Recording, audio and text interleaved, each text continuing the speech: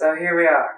Finally, after 2 years, we're finishing up this retrospective by talking about the last SaGa game.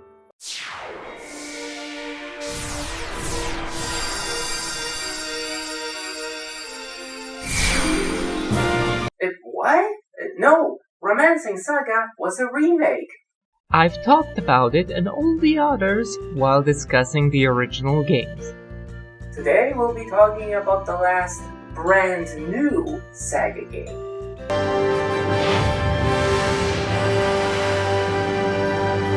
No! Both Emperor SaGa and Imperial SaGa are casual games for browsers and mobile devices. They are considered spin-offs, so they will not be discussed in this video. Today, we'll talk about... Oh, come on! Yes, I know about Last Remnant. It has elements from the SaGa series, and it is said that it started development as SaGa Frontier 3. And furthermore, I also know about Legend of Legacy, another game made by the people from the SaGa crew, which is said to celebrate all things SaGa. But both these titles don't have SaGa in their name, so they don't count. Today I'll be talking about the newest game in the main series, Unlimited.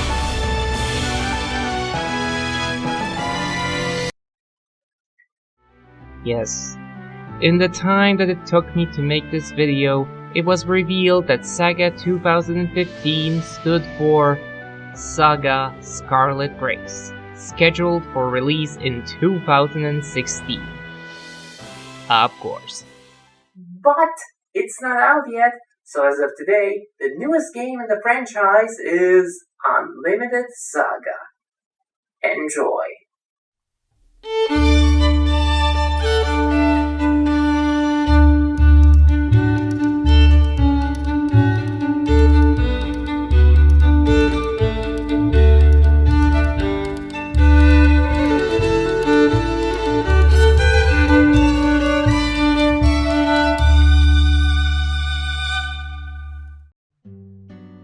Before we begin, I would like to address a mistake I've made in the first part of this retrospective. The first game Akitoshi Kawazu worked on was Rad Racer, not Final Fantasy. And to give more insight into the production of that title, Mr. Kawazu and many others were huge fans of Dungeons & Dragons, Wizardry, and Ultima, hence their desire to make a game that borrowed elements from them. But the company would not allow it, thinking it would not sell. Then Dragon Quest came out and its success changed everything. The permission to make fighting fantasy was given, but then it turned out there was already something with that name, and with the company slowly going bankrupt, it was renamed to Final Fantasy. Mr. Kawazu specifically worked on the battle system of the game, trying to make it as close to D&D as possible, coming up with things like elemental weaknesses and strengths, equipment being able to cast spells, and the job system. And that was your video game trivia for tonight. So now, imagine it's 2002. You're a Squaresoft fan, and you really want to play the sequels to their big-name franchises. What's in store for you? Final Fantasy X is out already, Dawn of Mana won't be out for years, Chrono Break might never happen. Oh, what's this? Unlimited SaGa? A new SaGa game? Without a capital G in the title? This could be good. Let's watch the trailer. Oh my! Beautiful graphics accompanied by truly wonderful music. This looks amazing. And there's talk about the game being released with an exclusive trailer for Final Fantasy X too, a game which I wanted to play at the time. Soon, information about the story was leaked.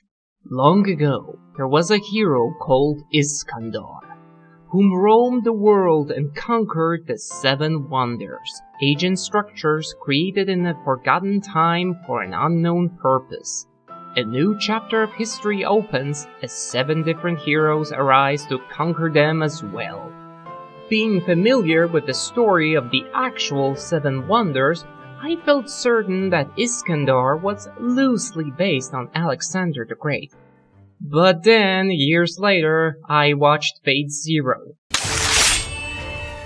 I am Iskandar, king of conquerors! Iskandar is the Persian version of the name Alexander. Go figure! My excitement for the game grew with time, and then it was finally released. I bought a local video game magazine, went past all the pages just to see the review, and directed my eyes towards the review score. A perfect... A 6? A 6,6 out of 10? How dare you gangsta? Oh well. I went online to look for more positive reviews. However, at the time, all of them were much more negative. The whole world seemed to hate this game, with some declaring it as the worst game of all time. But why? Why would so many people feel such hostility towards Unlimited SaGa?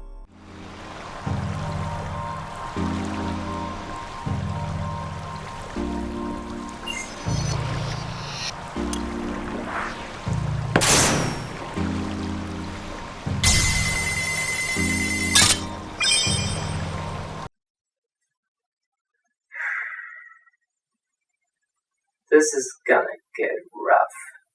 In a series of unique games, Unlimited SaGa still manages to stand out. You are not allowed to control your character in real time. Exploration is instead turn-based. You move by one field each turn, with a chance of encountering monsters, treasure chests, or some objects to interact with. It seems pretty clear that the makers were going for a board game feel, given how your character is represented by a metallic game piece. This kind of approach is very unusual and does not help the feeling of immersion. You don't feel like you're a character stuck inside a dungeon. You feel like you're playing a board game inside of a video game. Kind of stale. As for the exploration of cities, all of them are static screens where the shops, taverns, and NPCs are just menu options.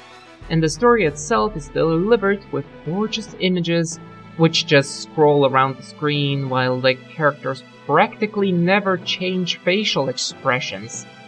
Yeah, I'm sure the Final Fantasy X fans who bought this game for the trailer were in love with this idea.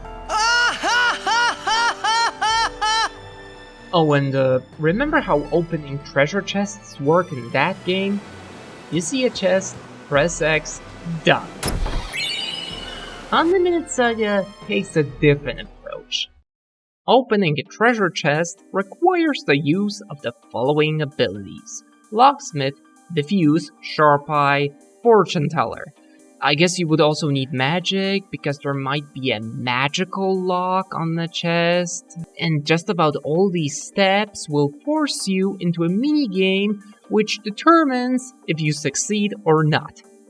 Sounds like fun, right?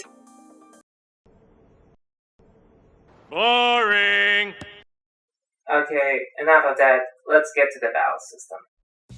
It may surprise you, but the battles do take place in a three-dimensional environment. The characters and enemies are sprites, sure, but they look amazing. But yeah, let's get to the gameplay. Each turn, you get 5 moves, which you spread among your 7 team members. You are even able to give multiple moves to the same character, which can be useful in certain situations. Once you make your choice, you can use the reel to perform better versions of the attacks that you're using, if you spark them in combat before, that is. Like in previous games, you're able to form combos with other characters.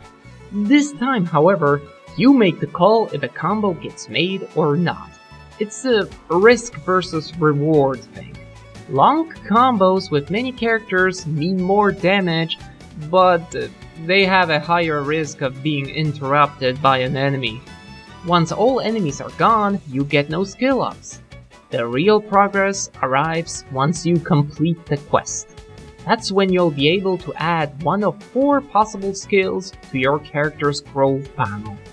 All this impacts the attributes of the character, and there's an HP increase, you can save your game, and that's basically it. The game is about finding new equipment in stores, picking either a main mission or a side quest, completing it while dealing with traps, monsters, treasure chests, all while shaking the one-armed bandit's hand, and then putting some new abilities into these weird panels. I could spend more time talking about magic tablets, the unusual HP LP system, repairing broken weapons, and many other things in the game, but I think I am already getting the point across that this is a strange game. Only natural for the Final Fantasy crowd to feel really polarized by this title, but even plenty of SaGa fans did not know what to do with it. Tons of players despised it, calling it repetitive, confusing, difficult, and unplayable. It had collected plenty of negative reviews, and regardless of more than 10 years passing, many still feel burning rage whenever it's brought up, and stand by calling it the worst game in the SaGa franchise, or even the worst game of all time. To many, this game killed the franchise, and I must confess, this entire retrospective was leading up to this one game. This one cursed title. 'Cause honestly, I really like this game. Don't worry about that. That was just my credibility. But how? How can I enjoy this game when it's so horrendous? Well, as much as I acknowledge all the problems that it has, there are things about it that I like, such as... Fight the good fight, no matter the foe. No, not that. Let's start with the story.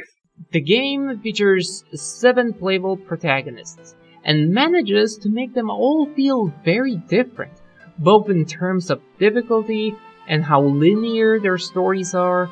There's kind of a sense of discovery when you play for the first time and find out what characters are recruitable for whom, or which of the 7 wonders you shall conquer at the end of the game. And I have to be honest, even if I would have preferred a more standard system of exploration, I cannot help but admire what the game accomplishes with this minimalist approach. The music, the sound effects, the impressive artwork, it all likely does the best job possible to set the mood. I also love... Do it beautifully. Nope, we're not talking about him. I love the attention to detail in combat. All the sprites look amazing and move in very unique ways. All to the beautiful sound of Masashi Hamazu's music, which is arguably his best piece of work, even managing to turn a generic normal battle theme into something that I didn't get bored of even after hearing it for 1,000 times. And as for the gameplay, yes, it is confusing and it is understandable that some people find it frustrating, but there are people who consider it enjoyable.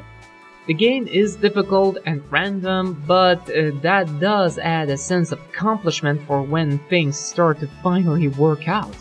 I get a strange sense of joy already when I'm simply planning out how I'll build my party, who will get which weapon, picking some favorites to use. Ah, beautiful. Okay, I have to address this, don't I? Alright. This character is called Musol Jenny, and I kind of have a crush on him because he's voiced by Jay Hickman. What? Were you expecting something else?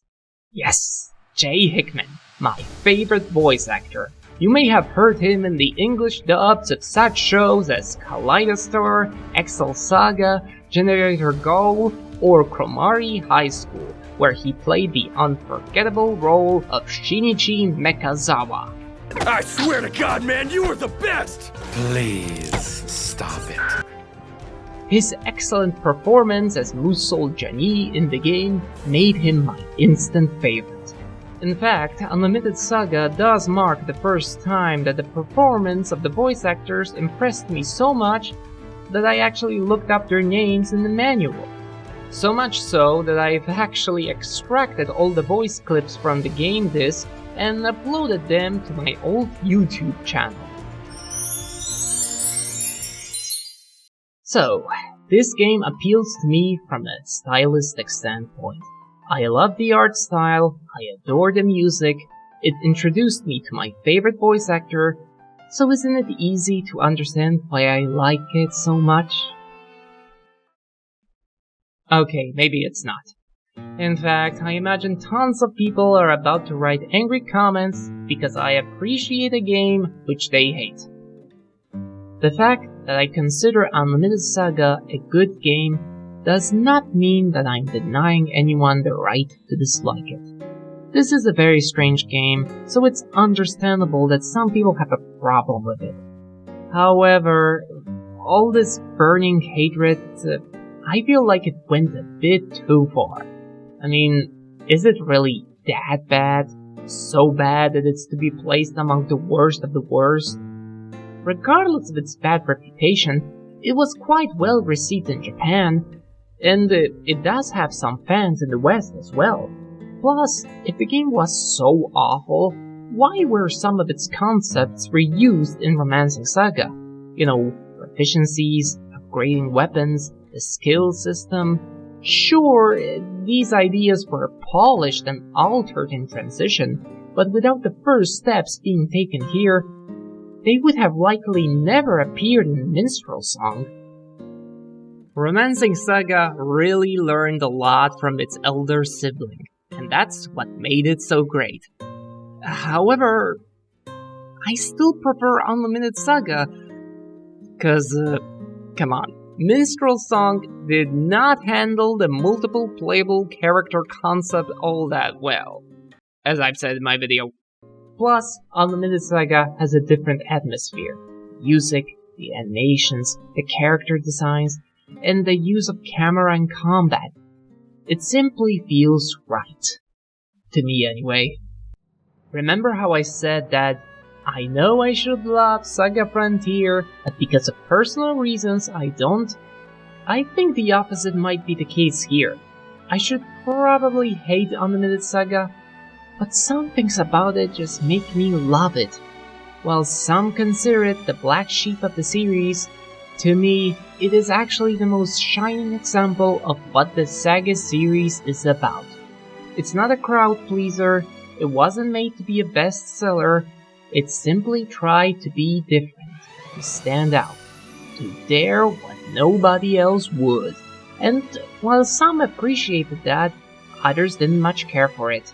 I know there are areas where the game could have been vastly improved, but at the same time, the gameplay, the art style, the music, the characters, the many little things, and also Jay Hickman, all these elements make this the most unique game I've ever played.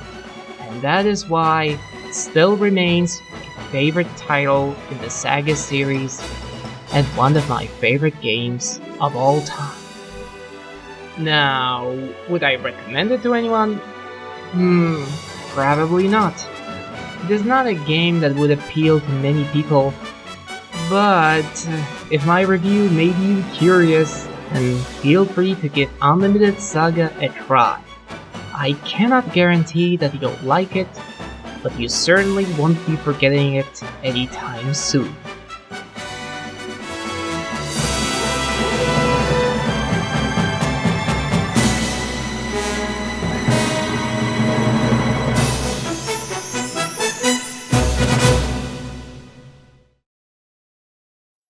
So here we are, more than 10 years later, with a new game coming at long last. However, we didn't get many news about it, and also, I'm kind of concerned. SaGa Scarlet Grace will be released for the PlayStation Vita, a handheld console that did not have the best sales. That makes me worried about the possibility of an English release. Admittedly, the name of the game has been trademarked in both Europe and America, which is a good sign, but that doesn't really guarantee anything yet. However, things look rather nice in the case of a different game.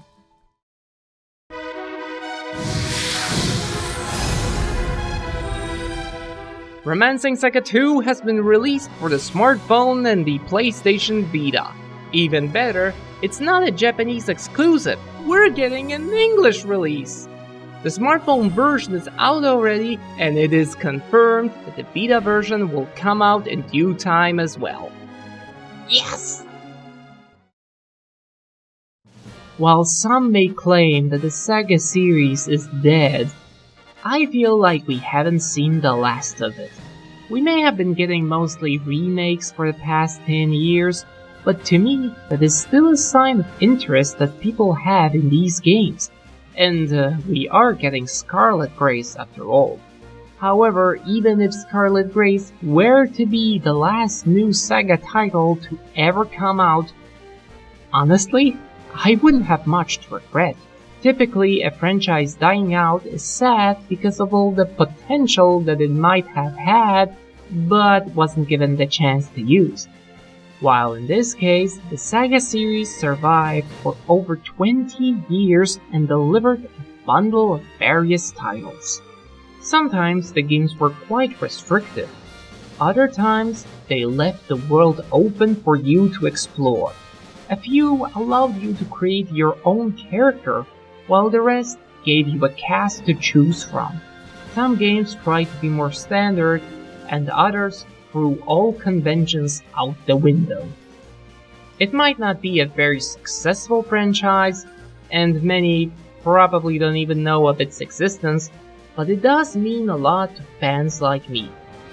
I'm not sure if this retrospective has at all managed to explain what I find so appealing about these games, but I hope you've enjoyed following nonetheless.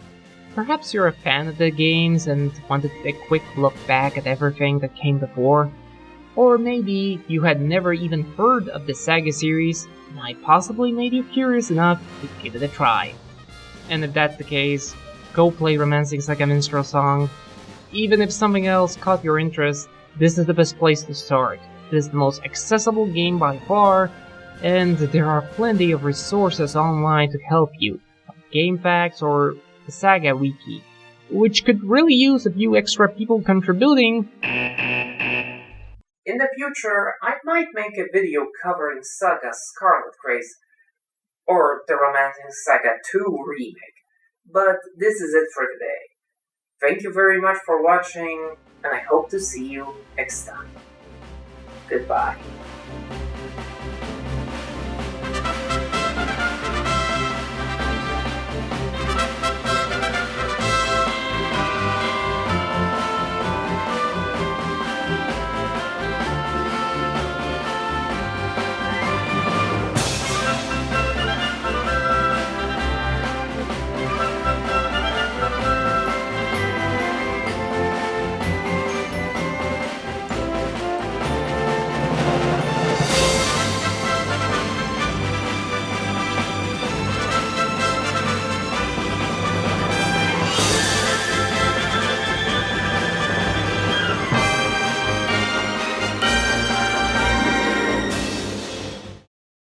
More than 2 years of work are finally over.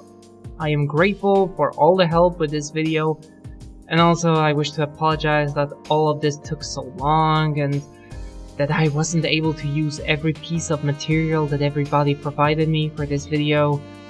I also had to cut some stuff out. I mean, I didn't even mention that I own the official Japanese game guide and the Unlimited SaGa novel. Yes, in Japan they released a novel that explains some story details, and you probably don't care about that. Basically, thanks a lot for following my videos. Please continue to do so. Like this video, subscribe, comment, consider supporting me on Patreon, and I hope to see you next time on Feral Forever. Bye. Ever beautiful is the face of victory. Hey, Hitman!